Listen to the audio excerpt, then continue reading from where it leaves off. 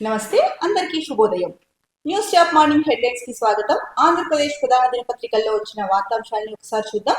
ముందుగా ఆంధ్రజ్యోతిలో వచ్చిన వార్తల్ని చూస్తే కనుక, నిలిచి గెలిచాం, అసెంబ్లీ గేట్ ను కూడా తాకలేవని సవాల్ చేశారు, చెరచిన ఆ తొడల్ని బద్దలు కొట్టాం పవన్ కళ్యాణ్.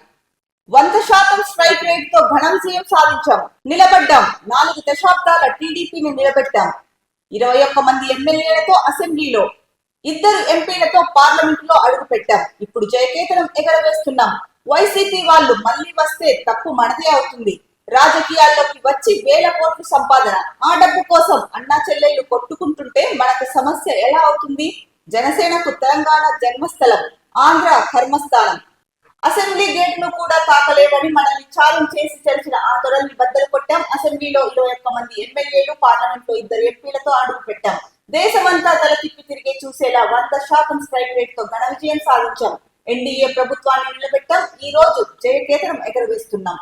నిన్న పిఠాపురంలోని చిత్రాడలో అయితే కనుక జనసేన 12వ ఆవిర్భావ దినోత్సవ సభ జరిగింది. ఆ కార్యక్రమంలో భాగంగా పవన్ కళ్యాణ్ మాట్లాడడం జరిగింది. ఈ నేపథ్యంలోని నిలిచి గెలిచాం మనము, ఎవరైతే అసెంబ్లీ గేట్ ను కూడా తాకలేవని సవాల్ చేశారో వాళ్ళకి చెరచిన ఆ తొడల్ని బద్దలు కొట్టాము అని చెప్పేసి పవన్ కళ్యాణ్ అయితే కనుక ఒక ఆవేశపూరితంగా తన ప్రసంగం కొనసాగించారు. ముఖ్యంగా 100% స్ట్రైక్ రేట్ తో అయితే కనుక ఘన విజయం సాధించాము, నిలబడ్డాము, అలాగే 4 దశాబ్దాల టీడీపీని కూడా నిలబెట్టాము అని చెప్పేసి ఆయన వ్యాఖ్యలు చేయడం జరిగింది. ముఖ్యంగా 21 మంది ఎమ్మెల్యేలతో అసెంబ్లీలోకి అడుగు పెట్టాము, 2తో పార్లమెంట్ లో అడుగు పెట్టాము అని చెప్పేసి చెప్పారు. ఇప్పుడు అంటే ఎవరైతే కనుక రాజకీయాల్లోకి వచ్చారో, ముఖ్యంగా జగన్ ని ఉద్దేశించి రాజకీయాల్లోకి వచ్చి వేల కోట్లు సంపాదించి ఇప్పుడు ఆ డబ్బు కోసం అన్నా చెల్లెలు ఇద్దరు కొట్టుకుంటుంటే మనకి అది సమస్య ఎలా అవుతుంది అని చెప్పేసి చెప్పారు. ముఖ్యంగా జనసేనకు తెలంగాణ జన్మస్థానం అయితే ఆంధ్రప్రదేశ్ కర్మస్థానం అని చెప్పేసి చెప్పడం జరిగింది. ఇక ముఖ్యంగా ఇంకొక మాట కూడా చెప్పారు, దేశమంతా ఇవాళ తల తిప్పి తిరిగి చూసేలా 100% స్ట్రైక్ రేట్ తో అయితే కనుక మనం గెలిచాము అని చెప్పేసి చెప్పారు పవన్ కళ్యాణ్.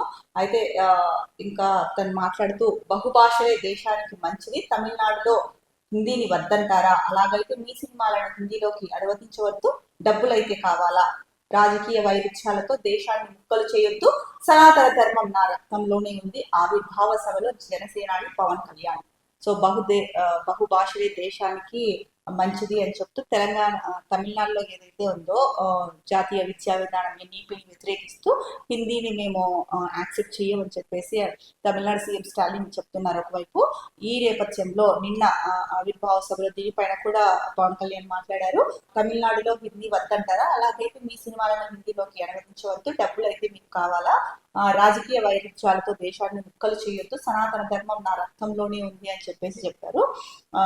మరి ఈ ఏదైతే కనుక పవన్ కళ్యాణ్ తమిళనాడు ముఖ్యంగా హిందీ వద్దు అన్న దానిపైన, అలాంటప్పుడు మీ సినిమాలను హిందీలోకి అనువదించవద్దు అని చెప్పారు. దీనిపైన తమిళనాడు సీఎం అవ్వచ్చు, డిఎంకే నేతలు అవ్వచ్చు, ఎలా స్పందిస్తారు అన్నదైతే కనుక చూడాలి. అలాగే ఏదైతే ప్రతిపక్షం మాజీ సీఎం జగన్ ఉన్నారో, జగన్ ఎలా స్పందిస్తారో పవన్ కళ్యాణ్ వ్యాఖ్యలకి అన్నది కూడా అందరూ ఆసక్తిగా ఎదురు చూస్తున్నారు. ఇక ముఖ్యంగా ఇక్కడ ఒక మాట చెప్పారు పవన్ కళ్యాణ్, మనం నిలబడ్డాము, 4 దశాబ్దాల టీడీపీని నిలబెట్టాము అన్నారు. సో ఈ 4 దశాబ్దాల టీడీపీని నిలబెట్టాము అన్న మాట అయితే కనుక నిన్న సభ అయిపోయిన తర్వాత టీడీపీ శ్రేణుల్లో అయితే కనుక కొంతమంది ఈ పవన్ కళ్యాణ్ చేసిన ఈ వ్యాఖ్యలపై అయితే కనుక ఆగ్రహం వ్యక్తం చేస్తున్నారు. 4 దశాబ్దాల టీడీపీని నిలబెట్టాము అని చెప్పి పవన్ కళ్యాణ్ ఎలా అంటారు, టీడీపీకి ఎంతో చరిత్ర ఉంది, అలాంటి టీడీపీని పవన్ కళ్యాణ్ నిలబెట్టడం ఏంటి అని చెప్పేసి కొంతమంది టీడీపీ నేతలు అయితే కనుక ఆగ్రహం వ్యక్తం చేస్తున్నారు. దానికి సంబంధించిన వార్తా కథనాలు కూడా నిన్న రాత్రి వచ్చాయి. మరి ఈ నేపథ్యంలో దీనిపైన ఇవాళ ఇంకా ఎలాంటి మాటలు వస్తాయో, ఎలాంటి చర్చలు జరుగుతాయి అన్నదైతే కనుక అందరూ ఆసక్తిగా ఎదురు చూస్తున్నారు.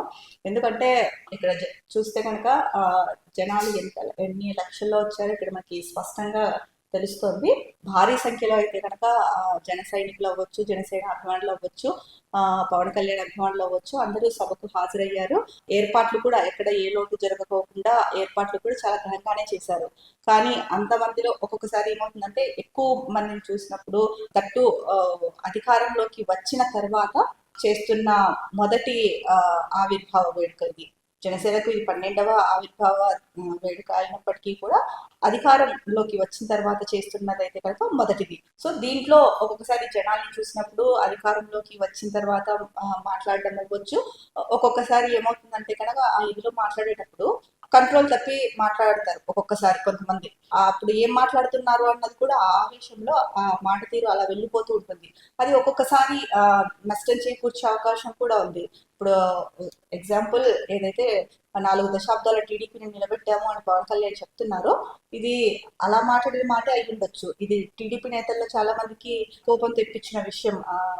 ఏదైతే పవన్ కళ్యాణ్ అన్నారో ఇది టీడీపీ శ్రేణులు చాలా మంది కోపం తెప్పించిన విషయం. అంతమంది టీడీపీ కష్టపడి టీడీపీ కోసం కష్టపడి పనిచేసి టీడీపీకి ఎంతో చరిత్ర ఉంది, దాన్ని తీసుకొస్తే దాన్ని నిలబెట్టాము అని చెప్పేసి ఎలా వ్యాఖ్యానిస్తాడు పవన్ కళ్యాణ్ అని చెప్పేసి. జయ జయ కేతనం జనసంద్రమైన పిఠాపురం, జనసేన అధికారంలోకి వచ్చాక పిఠాపురంలో తొలి విజయోత్సవ సభ, అభిమానులతో పోటెత్తిన రహదారులు, వేల వాహనాలు హైవే పైన నిలిపివేత, కిలోమీటర్ల కొద్ది నడిచిన పవన్ సేన. సో ఇందాక మనం చెప్పుకున్నట్టే అభిమానులు అయితే కనుక పోటెత్తారు, రహదారులన్నీ కూడా అభిమానులతోనే నిండిపోయాయని చెప్పారు. ఇక వేల వాహనాలు హైవే పైనే ఉండిపోవాల్సిన అంటే నిలిచిపోవాల్సిన పరిస్థితి నెలకొంది నిన్న అని చెప్పేసి ఇచ్చారు. ముఖ్యంగా నిన్న నాగేంద్రబాబు కూడా కొన్ని వ్యాఖ్యలు చేశారు. అవి కూడా సంచలన వ్యాఖ్యలనే చెప్పొచ్చు. ఎందుకంటే నాగేంద్రబాబు మాట్లాడుతూ ఫస్ట్ ఇక్కడ ఏమి ఇచ్చారన్నది ముందు చూద్దాం. జగన్ ఇంకో 20 ఏళ్ళు హ్యాపీగా నిద్రపోవాలి, ఏ హాస్యగాడు ఆయనంత గొప్పగా మాట్లాడలేరు, 164 సీట్లలో విజయానికి పవన్ కష్టపడ్డారు, పిఠాపురంలో ఆయన విజయానికి మేమే కారణమని ఎవరనుకున్నా అది వారి కర్మ. నాగబాబు జగన్ అయితే గనక ఆయన మొత్తం స్పీచ్ లో జగన్ ఎన్నికల ముందు కూడా నిద్రపోయినట్టున్నారు, నిద్రలోనే ఉన్నట్టున్నారు, తర్వాత కూడా నిద్రపోతున్నట్టున్నారు. ఇంకా ఒక 20 ఏళ్ళు హ్యాపీగా నిద్రపో జగన్ అని చెప్పేసి చెప్పారు. తర్వాత ఏమన్నారు, ఏ హాస్యగాడు కూడా ఆయనంతా గొప్పగా మాట్లాడలేరు, 164 సీట్లలో విజయానికి పవన్ కష్టపడ్డారని చెప్పేసి చెప్తున్నారు. ఈయన చేసిన ఇంకో ముఖ్యమైన వ్యాఖ్య ఏంటంటే కనుక పిఠాపురంలో ఆయన విజయానికి మేమే కారణమని ఎవరనుకున్నా అది వారి కర్మ అని చెప్పేసి అన్నారు నాగబాబు. నాగేంద్ర బాబు గారు, మీరు అధికారంలోకి రాకముందు ఎలా ఉన్నారు, అధికారంలోకి వచ్చిన తర్వాత ఎలా ఉన్నారు? మనిషి వ్యక్తిత్వం ఎప్పుడూ ఒకేలాగా ఉండాలి. అధికారం ఉన్నా లేకపోయినా, డబ్బు ఉన్నా లేకపోయినా మనిషి క్యారెక్టర్ ని నిలబెట్టేది మనిషి వ్యక్తిత్వం. ఆ మనిషి వ్యక్తిత్వాన్ని బట్టే ఆ మనిషిని అంచనా వేస్తారు. మీరు ఏం మాట్లాడుతున్నారు? పిఠాపురంలో పవన్ కళ్యాణ్ విజయానికి కారణమని ఎవరనుకున్నా కూడా అది వారి కర్మ అని మీరు ఎలా అనగలుగుతారు? అసలు పిఠాపురంలో సీటు, ఎమ్మెల్యే సీటు ఎలా వచ్చింది పవన్ కళ్యాణ్ కి? టీడీపీ సీనియర్ నేత వర్మ సాక్రిఫైస్ చేస్తే పవన్ కళ్యాణ్ కి సీట్ వచ్చింది. ఇది అందరికీ తెలిసిన బహిరంగ సత్యం. టీడీపీలో అంటే పిఠాపురం నుంచి వర్మ చాలా సీనియర్ నేత, ఆయనని కన్విన్స్ చేసి చంద్రబాబు నాయుడు ఆ సీటు పవన్ కళ్యాణ్ కి కేటాయించారు పొత్తులో భాగంగా. మీకు ఇవన్నీ గుర్తులేవా? ఈ రోజు మీరు అధికారంలోకి అంటే పార్టీ గెలిచింది, కూటమి మొత్తం 3 పార్టీలు కలిపి టీడీపీ, బీజేపీ, జనసేన 3 కలిపి పొత్తు పెట్టుకున్నాయి, అధికారంలోకి వచ్చారు. పవన్ కళ్యాణ్ డిప్యూటీ సీఎం అయ్యారు, అలాగే పంచాయతీరాజ్ శాఖ మంత్రి అయ్యారు. ఇలా ఉన్నాయి. మీకు ఎమ్మెల్సీ సీట్ ఇచ్చారు, ఏకగ్రీవంగా మీరు ఎన్నికయ్యారు. అంటే అధికారంలోకి రాకముందు ఒకలాగా, అధికారం వచ్చిన తర్వాత ఒకలాగా మాట్లాడతారు మీరు. ఎప్పుడైనా సరే బేసి మర్చిపోయి అంటే మనం ఏంటి అన్న విషయాన్ని ఎప్పుడు మర్చిపోకూడదు. మీకు రాజకీయంగా పిఠాపురంలో మీరు గెలిచారు అంటే కనుక ఎవరైతే కనుక అంటే మా వల్లే గెలిచారు అనుకుంటే అది వాళ్ళ కర్మ అంటున్నారు అంటే అక్కడ మీ అవివేకము, మీ మూర్ఖత్వం కనిపిస్తోంది. మీకు అక్కడ టీడీపీ కనుక సీట్ ఇవ్వకపోతే కనుక పవన్ కళ్యాణ్ కి గెలిచే వాళ్ళ? అంతకుముందు పోటీ చేశారు కదా వేరే నియోజకవర్గాల్లో, 2 చోట్ల పోటీ చేసి ఓడిపోయిన ఇది కూడా ఉంది కదా, అది గుర్తులేదా మీకు? ఈ రోజు ఏదో గెలిచారు కదా అని చెప్పేసి టీడీపీ నుంచి సీనియర్ నేత ఆయన సీటు వదులుకొని ఆయన ఎమ్మెల్యే సీట్ ని పొత్తులో భాగంగా పవన్ కళ్యాణ్ కి కేటాయిస్తే పవన్ కళ్యాణ్ గెలవడానికి కూడా వర్మ చాలా కృషి చేశారు. వర్మకి ఉన్న ఫ్యాన్ ఫాలోయింగ్, ఆయనకి ఉన్న అంటే టీడీపీ కార్యకర్తలు ఎవరైతే నేతలు ఉన్నారో టీడీపీ నేతలు, వర్మకి అంత ఫ్యాన్ ఫాలోయింగ్ ఉంది అక్కడ. వాళ్ళంతా కష్టపడితేనే, మీరు ఒప్పుకున్నా ఒప్పుకోకపోయినా జనాలందరికీ తెలుసు, టీడీపీకి తెలుసు. ఇప్పుడు పొత్తులో భాగంగా ఏమీ అనలేదేమో, తర్వాత టీడీపీ నేతల్లో మనసుల్లో అయితే కనుక ఇప్పటికే కొంతమంది ఆ మీరు బయటకు వెళ్ళి చూస్తే కనుక టీడీపీ నేతల్ని కలిసి చూస్తే కనుక నాగేంద్ర బాబు ఏంటి ఇలా మాట్లాడారు అని చెప్పేసి మాట్లాడుకుంటున్నారు. మీరు చేసిన మీరు చెప్పిన మాట ఏదైనా సరే జనాలు ఉన్నారు కదా అనేసి ఆవేశపడిపోయి ఆవేశంలో ఏదో ఫ్లోలో మంచిగా మాట్లాడుతున్నాను అనుకొని మాట్లాడడం కాదు. కొంచెం విచక్షణ ఉపయోగించి మాట్లాడాలి. అరే మనం ఎలా గెలిచాము, అక్కడ సీట్ ఎవరు ఇచ్చారు, మీకు పిఠాపురంలో ఒకవేళ పవన్ కళ్యాణ్ కి వర్మ నేను సీట్ ఇవ్వను అని చెప్పేసి చంద్రబాబు నాయుడు చెప్పుంటే మీరు ఇంకో చోట పోటీ చేసేవాళ్ళు కదా పవన్ కళ్యాణ్. అక్కడ గెలుస్తారా గెలవరా అన్నది తర్వాత సంగతి. కానీ ఆయన గెలుపు కోసం వర్మ చేసిన కృషి అనిర్వచనీయం అని చెప్పొచ్చు. ఇది అందరికీ తెలిసిన వాస్తవం. అలాంటప్పుడు మీరు ఎలా అంటారు మేమే గెలిచా అంటే మా వల్లే పవన్ కళ్యాణ్ గెలిచాడు అనుకుంటే అది వారి కర్మ అనేసి మీరు అంత సింపుల్ గా ఎలా చెప్తారు? మైకుంది చేతిలో ఏది మాట్లాడినా చెల్లుతుందని మాట్లాడేస్తారా? లేదా జనాలు అభిమానులు అంతమంది ఉన్నారని మాట్లాడేస్తారా? పుల్లలు పెట్టడంలో మీరు ఫస్ట్ ఉంటారని చాలా మంది అంటే చాలా వార్తా కథనాల్లో అయితే కనుక చదివాము మేము. దీన్ని చూస్తే అలాగే అనిపిస్తుంది. నాగేంద్రబాబు గారు మీరు సీనియర్, ఇప్పుడు ఎమ్మెల్సీగా కూడా ఎన్నికయ్యారు. ఏం మాట్లాడాలి ఎలా మాట్లాడాలి అన్నది కొంచెం ఆలోచించి మాట్లాడాలి. ఎందుకంటే ఒకసారి మాట వదిలిన తర్వాత జనాల్లోకి వెళ్తుంది. మీరేం సొంతంగా ప్రభుత్వం ఫామ్ చేయలే, పొత్తుతో ఫామ్ చేశారు. 3 పార్టీల పొత్తుతో మీ ఇప్పుడు ప్రభుత్వం ఉండేది రాష్ట్రంలో. దాన్ని గుర్తెరిగి మాట్లాడండి ఏది మాట్లాడినా కూడా. ఇలాంటి మాటలు మాట్లాడి మీ స్థాయిని దిగజార్చుకోకండి. అనవసరంగా టీడీపీ నేతల ఆగ్రహానికి గురి కాకండి. ఇంకొకటి ఏంటంటే కనుక మీరు అధికారం వచ్చిన తర్వాత ఇలా మాట్లాడడం ఏమాత్రం కరెక్ట్ కాదు. ఎప్పుడు ఒకేలా ఒక వ్యక్తి పుట్టి పెరిగి పెద్ద అవుతున్నాడు అంటే తను ఎలా ఉన్నాడో అలాగే ఉండాలి. అంటే వ్యక్తిత్వంలో నేను చెప్తున్నది. అంతేగాని డబ్బు ఉన్నప్పుడు ఒకలాగా డబ్బు లేనప్పుడు ఒకలాగా ఎవరైనా సరే మీరనే కాదు ఏ వ్యక్తి అయినా సరే అధికారం ఉన్నప్పుడు ఒకసారి అధికారం లేనప్పుడు ఒకలాగా ఇట్లా ఉండడం అలా ఉంటే ఎవరు కూడా రెస్పెక్ట్ ఇవ్వరు మనుషులకి. మీరు ఒక స్థాయిలో ఉన్నారు, ఒక పెద్ద కుటుంబంలో నుంచి వచ్చిన ఒక పెద్ద కుటుంబానికి చెందిన వ్యక్తి, మీరు ఇలాంటి మాటలు ఎలా మాట్లాడతారు? అంటే ఇప్పుడు ఆ సీట్ సాక్రిఫైస్ చేసిన వర్మ ప్లస్ పవన్ గెలవడానికి కష్టపడిన వర్మ, మరి ఆయన కష్టం అంతా ఏమైపోయింది ఇప్పుడు మీరన్న ఒక్క మాటతో? ఇది ఆలోచించారా మీరేమైనా? నోరుంది, మైక్ ఉంది, జనాలు ఉన్నారు, అధికారంలో ఉన్నాం, ఏది మాట్లాడినా చెల్లిపోతుంది. ఇది కాదు నాగేంద్ర బాబు గారు. మీకు మళ్ళీ మళ్ళీ చెప్తున్నది ఏంటి అంటే కనుక మీరు ఇలాంటి వ్యాఖ్యలు చేసే ముందు ఒక్కసారి 1-2 సార్లు ఆలోచించుకొని మాట్లాడితే కనుక బాగుంటుంది. మీకు ఎందుకు ఇంతగా చెప్తున్నామంటే మీరు ఒక్కరే ప్రభుత్వాన్ని ఫామ్ చేయలేదు, 3 పార్టీలు కలిపి ప్రభుత్వాన్ని ఫామ్ చేశాయి. అది గుర్తెరిగి మాట్లాడితే కనుక అందరికీ బాగుంటుంది. అప్పుడు పార్టీల మధ్య పొత్తులో ఎవరైతే ఉన్నారో వాళ్ళ మధ్య విభేదాలు రావు. మరో ముఖ్యమైన వాటి చూస్తే పథకాల్లో వివక్ష ఉండదు, పార్టీలకు అతీతంగా సంక్షేమం చంద్రబాబు. వైసీపీ దుష్ప్రచారాన్ని తిప్పికొట్టాలి, సంక్షేమం వేరు రాజకీయ బంధాలు వేరు. వైసీపీ నేతలతో కలవద్దు, వారిని దరిచేరనివ్వద్దు. ఇన్ఛార్జ్ మంత్రుల జిల్లా పర్యటనలు పెరగాలి, గ్రూప్ రాజకీయాలకు తావివద్దు. 3 పార్టీ నేతలను కలుపుకొని వెళ్ళాలి, ఆ బాధ్యత ప్రజాప్రతినిధులే తీసుకోవాలి. నామినేటెడ్ పదవులపై కసరత్తు జరుగుతోంది, మొదటిసారి ఏమీ రాలేదని అనుకోవద్దు. అందరికీ అవకాశాలు ఇచ్చే బాధ్యత నాది. పదవి పొందాక హుందాగా ఉండాలి సీఎం. మంత్రులు ఎంపీలు ఎమ్మెల్యేలతో భేటీ. నిన్న అయితే కనుక సీఎం చంద్రబాబు నాయుడు మంత్రులు ఎంపీలు ఎమ్మెల్యేలతో అయితే కనుక భేటీ అయ్యారు. దీంట్లో ముఖ్యంగా ఆయన చెప్తున్నది ఏంటంటే పథకాలు ఇవ్వడంలో అయితే కనుక వివక్ష ఉండకూడదు, పార్టీలకు అతీతంగా సంక్షేమం ఉండాలి అని చెప్పారు. వైసీపీ ఏదైతే దుష్ప్రచారం చేస్తుందో దాన్ని తిప్పికొట్టాలి, సంక్షేమం వేరు రాజకీయ బంధాలు వేరు. వైసీపీ నేతలతో కలవద్దు, వారిని దరి చేరనివ్వద్దు. ఇన్ఛార్జ్ మంత్రులు ఎవరైతే ఉన్నారో వాళ్ళు జిల్లా పర్యటనలో ఏదో అప్పుడెళ్ళి వచ్చి పర్యటన చేస్తున్నాం అట్లా కాదు, ఆ పర్యటనల్ని పెంచాలి. అలాగే గ్రూప్ రాజకీయాలకు కూడా తావివ్వద్దు అని చెప్పేసి ముఖ్యంగా చెప్పారు. ఇంకా 3 పార్టీ అంటే ఇప్పుడు పొత్తులో భాగంగా ఏవైతే 3 పార్టీలు ఉన్నాయో ఈ 3 పార్టీలని కలుపుకొని ముందుకు వెళ్ళాలి, ఆ బాధ్యత కూడా ప్రజాప్రతినిధులే తీసుకోవాలని చెప్పేసి స్పష్టం చేశారు. ఇక నామినేటెడ్ చాలా మంది పార్టీ కోసం కష్టపడిన వాళ్ళు మాకు ఏ పదవి రాలేదని ఎవరైతే బాధపడుతున్నారో వాళ్ళు ఎవరు అంటే బాధపడకండి. నామినేటెడ్ పోస్టులు పదవులపై అయితే కనుక కసరత్తు జరుగుతోంది. మొదటిసారి ఏమీ రాలేదని కూడా అనుకోవద్దండి, అందరికీ ఇచ్చే అవకాశాలు ఇచ్చే బాధ్యత రాలి అని చెప్పేసి ముఖ్యంగా చంద్రబాబు నాయుడు చెప్పారు. ఇక్కడ ఏం చెప్పిన ఒక మంచి మాట ఏంటంటే కనుక పదవి పొందాక హుందాగా ఉండాలి, ఎవరైనా సరే పదవి పొందాక హుందాగా ఉండాలి అని చెప్పేసి సూచించారు. ఇది చాలా మంచి పాయింట్. ఇంకొకటి చూసుకుంటే కనుక ఏదైతే 2 సార్లు చంద్రబాబు నాయుడు చెప్పారు, వైసీపీకి సహాయం చేస్తే పాలు పోసినట్లే. వైసీపీ ప్రజాప్రతినిధులు అవ్వచ్చు, అధికారులు అవ్వచ్చు, లేదా వైసీపీ నేతలు అవ్వచ్చు, ఎవరైనా అవ్వచ్చు, వైసీపీకి సహాయం చేస్తే పాముకు పాలు పోసినట్లే అని చెప్పేసి 1కి 2 సార్లు పునరుద్ఘాటించి చెప్పారు. మరి ఒక సీఎం స్థాయిలో ఉండి ఆయన అలా చెప్పడం ఎంతవరకు కరెక్ట్? దీనిపైన అయితే చాలా విమర్శలు వచ్చాయి. మరి బహుశా అందుకే పథకాల్లో వివక్ష ఉండకూడదు, పార్టీలకు అతీతంగా సంక్షేమం చేయాలి అని చెప్పేసి చెప్తున్నారు. మరి ఇప్పుడు ఎలక్షన్స్ వరకు వేరండి రాజకీయాలు. అధికారంలోకి వచ్చిన తర్వాత అందరినీ సమానంగా చూడాలి.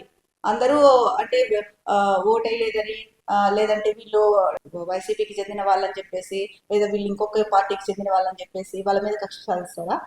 అదా పాలించే తీరు కాదు కదా. ఒక సీఎం అయిన తర్వాత లేదా ఒక రాజు అయినా సరే ఎలా పాలించాలి? అందరినీ సమానంగా చూసినప్పుడే ఆ రాష్ట్రం అభివృద్ధి చెందుతుంది. అంతేగాని వివక్షపూరితంగా పరిపాలిస్తే అది అభివృద్ధికి నోచుకోదు. ఇప్పటికైనా అందరికీ పథకాలు అందాలి, పార్టీలకు అతీతంగా సంక్షేమం అందాలి, పథకాల్లో వివక్ష ఉండకూడదు అని చెప్పినందుకైతే కనుక ఇది చాలా సంతోషం. అంటే చాలా మంది సంతోషపడుతుంటారు సీఎం గారు. అంటే ప్రజలు అనుకుంటున్నారు ఏమని, ముఖ్యంగా మీరు గ్రామాలకు వెళ్ళి చూస్తే కనుక ఏం మాట్లాడుకుంటున్నారంటే, ఇదివరకే మనం మాట్లాడుకున్నాం దీని గురించి, ఎందుకు చంద్రబాబు నాయుడు ఇలా మాట్లాడారు, ఇలా చేస్తున్నారు, ఆయన సీనియర్ నేత ఇలా చెప్పడం ఏంటి ఒక సీఎం స్థాయిలో ఉండి అని చెప్పేసి. సో ఇప్పుడు మీరు ఏదైతే వివక్ష ఉండకూడదు, పార్టీలకు అతీతంగా సంక్షేమం ఉండాలి అని చెప్పారు, దీని మీద కూడా మాట్లాడుకుంటున్నారు. ఓకే, రియలైజ్ అయ్యారా? అందరికీ అందించాలి అనుకుంటున్నారా? ఓకే, ఆయన చెప్పారు, ఓకే చేస్తారు, చూద్దాం ప్రజాప్రతినిధి ఎంతవరకు వచ్చి ఏం చేస్తారు అన్నది చూద్దాం అని చెప్పేసి అనుకుంటున్నారు. ఇక మరో వార్త, అతివకు వందల మహిళా సంక్షేమ ఆర్థిక స్వావలంబనకు ప్రాధాన్యం. 8 నెలల్లో వరాల జల్లు కురిపించిన రాష్ట్ర సర్కారు 10.24 లక్షల మంది మహిళలకు 4,418 కోట్ల సంక్షేమం. శ్రీ సత్యసాయి జిల్లా, కాకినాడ జిల్లాల్లో 1,00,000 దాటిన లబ్ధిదారులు. అతి తక్కువ మందితో చివరి స్థానాల్లో అల్లూరి, మన్యం. తల్లికి వందనంతో లబ్ధిదారులు మరింత పెరిగే అవకాశం. కుట్టు పని శిక్షణకు 1,02,832 మంది మహిళలు ఎంపిక. కూడెం ప్రభుత్వంలో అయితే కనుక అతివకు అందలం వేశాము, మహిళా సంక్షేమము ఆర్థిక స్వావలంబనకు అయితే కనుక ప్రాధాన్యం ఇస్తున్నామని చెప్పేసి ముఖ్యంగా చెప్పడం జరిగింది. దానికి సంబంధించిన వార్త. ఇక వివేకానంద రెడ్డి హత్య కేసు జరిగి ఇవాళకి అయితే కనుక 6 ఏళ్లు పూర్తి అయ్యాయని చెప్పేసి ఒక వార్త ఇచ్చారండి. ఇక మరో ముఖ్యమైన వార్తాపత్రిక ఈనాడు చూస్తే కనుక, అమరావతి నగరానికి ఆధ్యాత్మిక శోభ. నేటి సాయంత్రం వెంకటపాలెం టీటీడీ ఆలయంలో శ్రీవారి కళ్యాణోత్సవం. హాజరు కానున్న గవర్నర్ నజీర్, సీఎం చంద్రబాబు. అమరావతి నగరానికి అయితే కనుక ఆధ్యాత్మిక శోభ వస్తుంది అని చెప్పేసి ముఖ్యంగా హెడ్డింగ్ ఇచ్చారు. ఇవాళ సాయంత్రం వెంకటపాలెం టీటీడీ ఆలయంలో శ్రీ వెంకటేశ్వర స్వామి కళ్యాణోత్సవం జరగబోతోందంట. ఇది నిజంగా అమరావతి నగరానికి అయితే కనుక ఆధ్యాత్మిక శోభ వచ్చిందనే చెప్పాలి. దేవదేవుడైన శ్రీ వెంకటేశ్వర స్వామి వారి కళ్యాణ మహోత్సవం ఇవాళ జరుగుతోంది వెంకటపాలెంలో. దీనికి సీఎం చంద్రబాబు నాయుడుతో పాటు గవర్నర్ నజీర్ గారు హాజరవబోతున్నారని చెప్పేసి ఇచ్చారు. ఇంకా మరో వార్తాపత్రిక దిశ చూస్తే కనుక, ఉక్రెయిన్ యుద్ధం ముగిసే ఛాన్స్, కాల్పుల విరమణపై పుతిన్తో ట్రంప్ చర్చ. ఫలప్రదంగా సాగిన సంభాషణ. సీజ్ ఫైర్ కు రష్యా అంగీకరించే అవకాశాలు ఎక్కువ. బలహీన స్థితిలో ఉన్న ఉక్రెయిన్ సైనికులను వదిలిపెట్టాలని కోరిన ట్రంప్. సో ఉక్రెయిన్ యుద్ధం ముగిసే ఛాన్స్ ఉంది అని చెప్పేసి చెప్తున్నారు ట్రంప్. దీనిపైననే, కాల్పుల విరమణ పైననే ట్రంప్ పుతిన్తో చర్చించారు. ఈ చర్చలు అయితే కనుక విజయవంతమయ్యాయి అని చెప్పేసి చెప్తున్నారు. అయితే ట్రంప్ పుతిన్ని కోరింది ఒకటే, బలహీన స్థితిలో ఉన్న ఉక్రెయిన్ సైనికులను వదిలిపెట్టాలి అని చెప్పేసి పుతిన్ అయితే కనుక కోరడం జరిగింది. మరి ఇప్పటితో అయినా కూడా యుద్ధానికి ముగింపు పలుకుతారా లేదా అన్నదైతే కనుక చూడాలి. ఇక మెగాస్టార్ కు అరుదైన గౌరవం. UK lifetime achievement award శ్రీరంగానికి అందిస్తున్న విశేష సేవలకు గుర్తింపుగా ఈ నెల 19న అక్కడి పార్లమెంట్ లో ప్రదానం. చిరంజీవి గారికి అయితే కనుక అరుదైన గౌరవం లభించింది. UK lifetime achievement award ప్రకటించారు యూకే ప్రభుత్వం. సో అక్కడ యూకే పార్లమెంట్ లో అయితే కనుక ఈ అవార్డు ప్రదానోత్సవం ఉంటుంది. ఈ నెల 19న చిరంజీవి గారు యూకే పార్లమెంట్ లో ఈ అవార్డు అందుకోబోతున్నారు. ఇది నిజంగా తెలుగువారిగా మనందరికీ కూడా గర్వకారణము. సినీ రంగ పరిశ్రమకు ఆయన చేసిన విశేష సేవలకు గాను ఈ అవార్డుని ప్రకటించింది యూకే. ఇది నిజంగా చాలా అరుదైన గౌరవం. తెలుగు వారిగా మనమందరం కూడా గర్వించదగ్గ విషయము. కంగ్రాచులేషన్స్ చిరంజీవి గారు న్యూస్ స్టాఫ్ తరఫున. వైభవంగా ఇంద్రకీలాద్రి గిరి ప్రదక్షిణ. కామధేను అమ్మవారి సన్నిధానం నుంచి ప్రారంభం. శాస్త్రోక్తంగా నిర్వహించిన అర్చకులు, అధికారులు, పెద్ద సంఖ్యలో పాల్గొన్న భక్తులు. సో నిన్న పాల్గొన పౌర్ణమిని పురస్కరించుకుని విజయవాడ ఇంద్రకీలాద్రి వద్ద శుక్రవారం ఉదయగిరి ప్రదక్షిణ భక్తి ప్రపత్తులతో జరిగింది. ఇంద్రకీలాద్రిపై కొలువు తీరిన శ్రీ దుర్గా మల్లేశ్వర స్వామి వార్ల గిరి ప్రదక్షిణతో కోరిన కోరికలు తీరుతాయని ప్రతీతి. ఘాట్ రోడ్డు మొదట్లో ఉన్న శ్రీ కామధేను అమ్మవారి సన్నిధి నుంచి ప్రారంభమైన గిరి ప్రదక్షిణతో పెద్ద సంఖ్యలో భక్తులు పాల్గొన్నారు. నిన్న అయితే కనుక వైభవంగా ఇంద్రకీలాద్రి గిరి ప్రదక్షిణ జరిగింది. ముందుగా ఆ కామధేను అమ్మవారి సంతానం నుంచి గిరి ప్రదక్షిణ ప్రారంభమైంది. నిన్న ముఖ్యంగా పాల్గొన పౌర్ణమి సందర్భంగా ఆ పౌర్ణమిని పురస్కరించుకొని ఈ గిరి ప్రదక్షిణ అయితే కనుక చేయడం జరిగింది. శాస్త్రోక్తంగా ఈ గిరి ప్రదక్షిణని అయితే కనుక అర్చకులు అధికారులు నిర్వహించారు. అధిక సంఖ్యలో భక్తులు హాజరయ్యారు, ఈ గిరి ప్రదక్షిణలో పాల్గొన్నారు అని చెప్పేసి చెప్తున్నారు.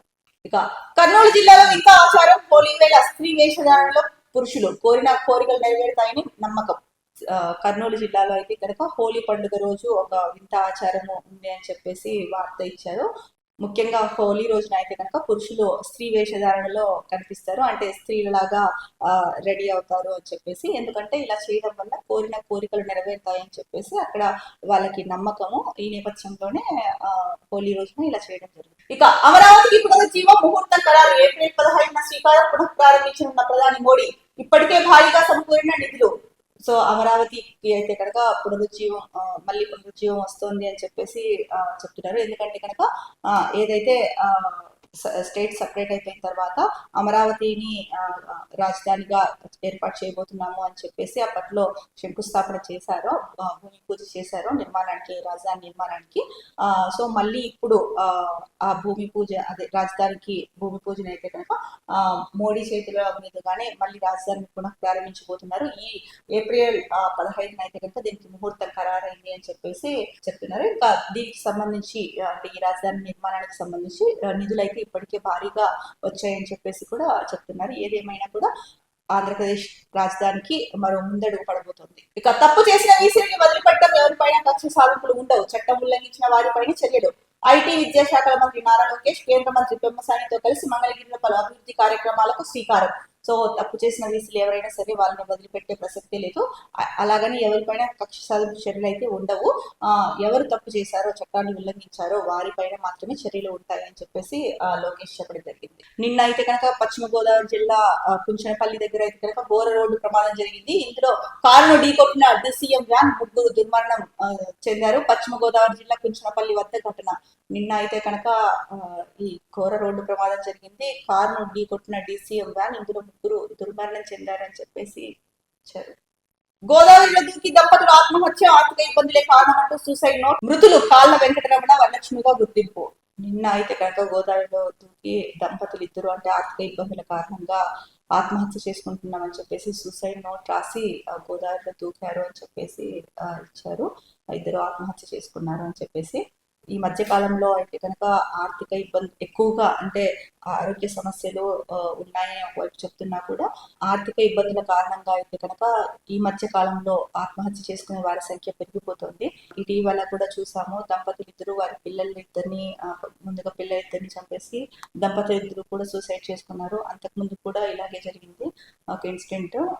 ఈ మధ్య ఇవి పెరిగిపోతున్నాయి. దీనిపైన అయితే కనుక వీళ్ళకి అవేర్నెస్ కల్పించి ఆత్మహత్యల వైపు వెళ్లకుండా దీనికి ఇంకొక ప్రత్యామ్నాయ మార్గం చూపించే విధంగా వీళ్ళకి కౌన్సిల్ చేయాల్సిన అవసరం అయితే ఉంది. ప్రభుత్వమే ఈ బాధ్యతను తీసుకొని వీళ్ళల్లో అవగాహన కల్పించాల్సిన అవసరం ఉంది. ఒక కౌన్సిలింగ్ సెంటర్ ని ఏర్పాటు చేసి వీళ్ళకి కౌన్సిల్, అంటే ఎవరైతే కనుక ఇలా అంటే ముందే తెలియదు ఎవరు ఎప్పుడు ఎలా సూసైడ్ చేసుకుంటారు, ఎప్పుడు ఎవరు సూసైడ్ చేసుకుంటారు అన్నది ఎవరికి తెలియదు. కాకపోతే ఒక కౌన్సిలింగ్ సెంటర్ అంటూ ఏర్పాటు చేసి ఎవరైనా సరే బాధల్లో ఉన్నా, ఇబ్బందుల్లో ఉన్నా, సో ఆత్మహత్యలు అనేది మహాపాపము, ఆత్మహత్యలు చేసుకోకండి. బ్రతకడానికి మనిషికి దేవుడిచ్చిన వరం జీవితం ఇదొక్కటే. మళ్ళీ మనిషి జన్మ ఎప్పుడు ఎవరెత్తుతారో కూడా ఎవరికి తెలియదు. అలాంటప్పుడు ఉన్న ఈ ఒక్క జీవితాన్ని కూడా వృధాగా పోగొట్టుకోకూడదు అని చెప్పేసి అంటే కౌన్సిలింగ్ ఒక ప్రచార కార్యక్రమం అయితే చేసి ఎవరికైనా అలాంటి ఇబ్బందులు ఉన్నా మీరు వాటికి చలించకుండా ధైర్యంగా ముందుకు వెళ్ళడానికి ఇలా కౌన్సిలింగ్ సెంటర్లు ఉన్నాయి అని చెప్పి ఇలాంటి ఇనిషియేటివ్ ఏదైనా స్టార్ట్ చేస్తే కనుక ప్రభుత్వం బాగుంది. ఇక విశాఖ ఉక్కుకు సొంత గడువు ఇవ్వాలి, కాంట్రాక్ట్ కార్మికుల తొలగింపులు, నాయకులపై నిర్బంధం ఆపాలి. కార్మిక ప్రజా సంఘాల జేఏసీ డిమాండ్ విశాఖ ఉక్కుకు అయితే కనుక సొంత గనులు ఇవ్వాలి, అలాగే కాంట్రాక్ట్ కార్మికుల తొలగింపులు నాయకుల పైన ఏదైతే నిర్బంధం ఉందో అది ఇక్కడైనా ఆపాలి అని చెప్పేసి కార్మిక ప్రజా సంఘాల జేఏసీ అయితే కనుక డిమాండ్ చేస్తుంది. మరి ప్రభుత్వం దీనిపైన ఎలా స్పందిస్తుందో అయితే చూడాలి. ఇక మరో ముఖ్యమైన వార్తాపత్రిక సాక్షిలో చూసుకుంటే సర్కారు మోసం, మిర్చి రైతు హాహాకారం, మద్దతు ధరపై ఊరించి ఉసూరు అనిపించిన కూటమి ప్రభుత్వం పంట కొనుగోలుపై మొదటి నుంచి మోసపూరిత వైఖరి, కేంద్రానికి లేఖల పేరిట తొలుత హంగామా, కేంద్రమే కొంటుందంటూ హడావిడి, ఆచరణకు వచ్చేసరికి చేతులెత్తేసిన వైరం, ఇదేంటని ప్రశ్నిస్తే మద్దతు ధరకు మించి మార్కెట్ ధర ఉండదంటూ ప్రచారం. మరోవైపు మార్కెట్ మద్దతు ధరల మధ్య వ్యత్యాసం చెల్లిస్తామంటూ నాటకం. రైతుల సమావేశం సాక్షిగా హామీ ఇచ్చి పట్టించుకోని సీఎం చంద్రబాబు, నష్టానికి అమ్ముకుంటున్న రైతులు, పైసా సాయం చేయని ప్రభుత్వం, కనీసం బోనస్ అయినా ఇవ్వాలని కోరుతుంటే నోరెత్తని పాలకులు, కూటమి నేతల మాటలు నమ్మి నిలువున నష్టపోయిన రైతులు. సో గుంటూరు మిర్చి యార్డులో బస్తాలతో మిరపణ నింపుతున్న కార్మికులు ఫోటో ఇచ్చారు. ఇక్కడ ఒక రైతు అయితే కనుక చెప్తున్నారు, 3 ఎకరాల్లో మిరప సాగుకు ఎకరాకు 75,000కు పైగా పెట్టుబడి పెట్టా, వైరస్ సోకి ఎకరాకు 8 క్వింటాలకు మించి దిగుబడి రాలేదు, మార్కెట్లో ధర లేదు, చివరికి క్వింటా 9,000కు అమ్ముకున్న కనీస పెట్టుబడి కూడా మిగలట్లేదు, అప్పులు మాత్రమే మిగిలిపోయాయి. సో కర్నూలు జిల్లా కొసిగి మండలం కమాందొడ్డికి చెందిన అహ్మద్ అయితే కనుక తన బాధను వ్యక్తం చేస్తున్నారు. మరి గవర్నమెంటే చెప్పింది మద్దతు ధర 11,760 రూపాయలు అని చెప్పేసి, మేమే కొంటామని, మరి దానికి కొనక కేంద్రమే కొంటుందని చెప్పేసి హడావిడి చేశారు. అది చేయక లేదు మద్దతు ధర ప్రకటించామని చెప్పేసి దాన్ని చేయలేక, మరోవైపు మార్కెట్ మద్దతు ధరల మధ్య వ్యత్యాసం చెల్లిస్తామంటూ చెప్పారంట. మరి అది కూడా చేయకోకుండా నాటకం ఆడుతున్నారని చెప్పేసి ఇక్కడ వార్త ఇచ్చారు. మరి రైతుల సమావేశం సాక్షిగా హామీ ఇచ్చారు రైతులకి మిర్చి ధర పైన, మరి అది ఇప్పుడు తుంగలో తొక్కేశారా? ఇప్పుడు ఎప్పుడు చూసినా సరే మీరు చాలా సార్లు అంటే ముఖ్యంగా ఇదేమి ఊరికే చెప్తున్న మాట కాదు, మీరు నిజంగా గ్రామాలకు వెళ్ళి రైతుల్ని ఒకసారి అడగండి. ప్రతి గ్రామంలోనూ ఏదో 1-2 ఫేవర్ గా ఉన్న గ్రామాల్లో కాదు, అన్ని గ్రామాల్లో వెళ్ళి అడగండి. రైతులని పట్టించుకోవట్లేదు ప్రభుత్వము. ముఖ్యంగా టీడీపీ ప్రభుత్వం వస్తే రైతులకి ప్రాధాన్యత తగ్గుతుంది, రైతుల్ని ఎక్కువ పట్టించుకోదు. ఎందుకు? రైతులు చేసిన పాపం ఏంటి? మేము పంట పండించి దేశానికి రాష్ట్రానికి అన్నం పెట్టడమే మేము చేసిన తప్ప. మీకు ఇవే వినిపిస్తాయి. మీరు వెళ్ళి ఒకసారి ప్రతి గ్రామానికి వెళ్ళి రైతు కూలీలని అడిగి చూడండి. ఇప్పుడు అందరూ బాగానే ఉంటున్నారండి, ప్రభుత్వం బాగానే ఉంటుంది, మీ జీతాలు మీకు వస్తాయి, అందరూ బాగానే ఉంటున్నారు.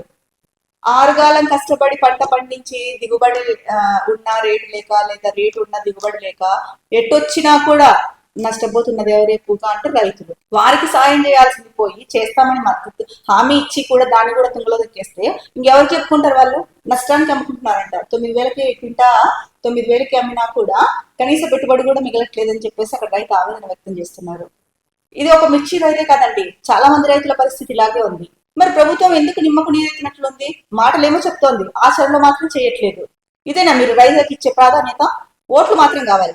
మీరు మిర్చికి మద్దతు ధర ప్రకటించిన తర్వాత దానిపైన ఎన్నిసార్లు సమీక్ష చేశారు, పోనీ ఎన్ని కొనుగోలు కేంద్రాలు పెట్టారు, ఎంత మిర్చి కొన్నారు, ఆ లెక్కలు చెప్పండి ఒకసారి. పోనీ వ్యవసాయ శాఖ మంత్రి గారు మీరు చెప్పారు కదా ఆదుకుంటామని, మరి ఇప్పటి వరకు ఎన్ని కేంద్రాలు పెట్టి ఎంత మిర్చి సేకరించారు మీరు రైతుల నుంచి, ఎంతకు కొన్నారు క్వింటా చెప్పండి, ఎంత చెల్లించారని. కనీసం బోనస్ అన్నా ఇవ్వండి అని అడుగుతున్నారు. అయినా కూడా నోరెత్తని పాలకులు అని చెప్తున్నారు. ఇక్కడ ఎట్లా కనిపిస్తున్నారు మీ కళ్ళకి రైతులు? అంత తక్కువగా కనిపిస్తున్నారా? రైతు లేకపోతే మీరు ఉంటారా? మీకు వ్యవసాయ శాఖ మంత్రిగా అనుభవం ఉందో లేదో మాకు తెలియదు. మీకు వ్యవసాయ శాఖ మంత్రిగా మీకు అనుభవం లేకపోతే కనుక వేరే వాళ్ళకి ఇవ్వండి పోస్ట్. లేదా సీఎం గారు మీకు రైతుల పైన ఏదైనా వివక్ష ఉందా అంటే జస్ట్ డౌట్ అండి. ఎందుకు ప్రతిసారి రైతుల్ని ఇంత ఇబ్బంది గురి చేస్తున్నారు? ఈ డిప్యూటీ సీఎం గారు ఎలాగో మాట్లాడారు వీటి మీద. ఆయన ఎప్పుడు ఏం మాట్లాడతారో కూడా ఆయనకి తెలియట్లేదు. అదే ఇది నేను అంటున్న మాట కాదు. మీరు ఇప్పుడు ఏదైతే వెళ్ళి గ్రామాలకు వెళ్ళి కనుక్కోండి అన్నారు కదా, అట్లనే గ్రామాల్లో మహిళల్ని ప్రజల్ని అడిగి చూడండి.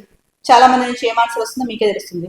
ఇది నేను చెప్తున్న మాట కాదు, ప్రజల అభిప్రాయాన్ని నేను చెప్తున్నా. అసలు ఏం జరుగుతోందండి రాష్ట్రంలో?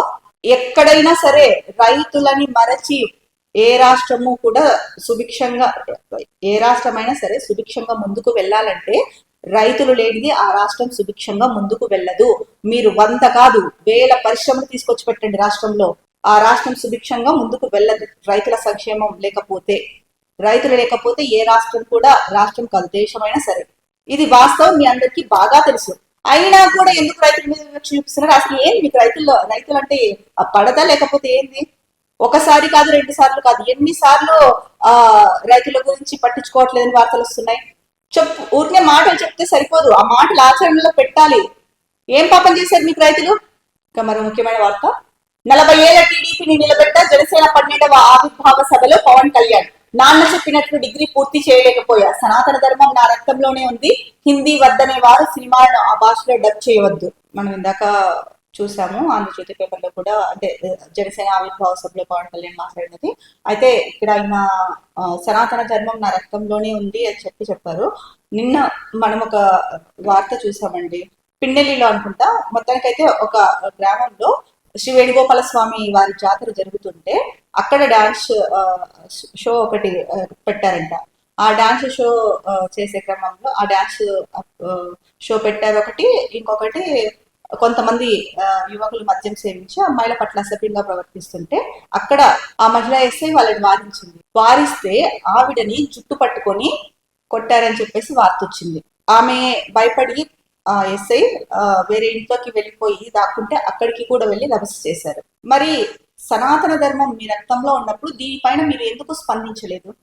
ఒక దేవస్థానంలో ఇలాంటివి అంటే డాన్స్ షోలు వేయడము, మందు తాగి, ఇది ఇక్కడ వేణుగోపాల స్వామి గుళ్ళో ఒకటి జరిగిందనే కాదు, చాలా చోట్ల కూడా అంటే జాతరలో జరిగే టైంలో చాలా చోట్ల డాన్సులు, రికార్డ్ డాన్సులు అని చెప్పేసి ఇలాంటివన్నీ పెడుతూ ఉన్నారు.